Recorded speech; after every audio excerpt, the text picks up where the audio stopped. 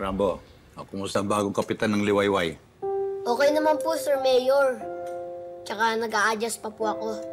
At pinag-aaralan ko na rin po yung sistema ng barangay. That's good. Take in the good and discard the bad. Huwag kang magpapakain sa bulok na sistema na dinatnan mo, ha, Rambo? Kabutihan naman po ng nakararami ang kailangan dapat nating isipin. I totally agree. Ang kapakanan ng iba ang dapat priority natin.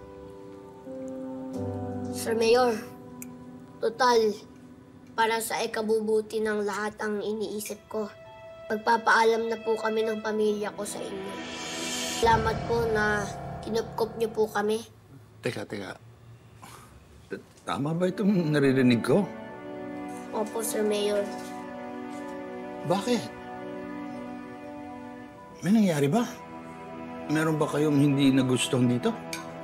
Sir, wala naman po. Napakabuti niyo nga po sa amin eh. O bakit kayo aalis? Pasensya na po, Sir Mayor.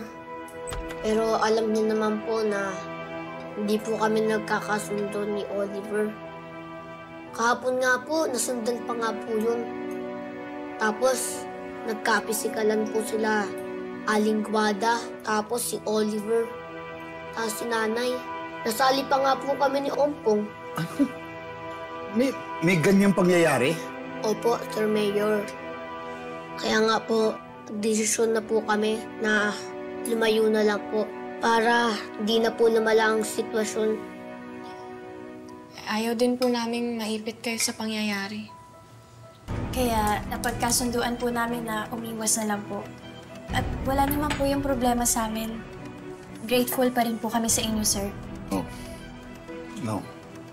Walang aalis. Desisyon ko yun, walang aalis. Pwede naman natin pag-usapan to eh. Kailangan bukas ang isip at ang puso natin. Walang aalis, okay? Ayokong umalis kayo. Akong bahala. Ayusin ko to.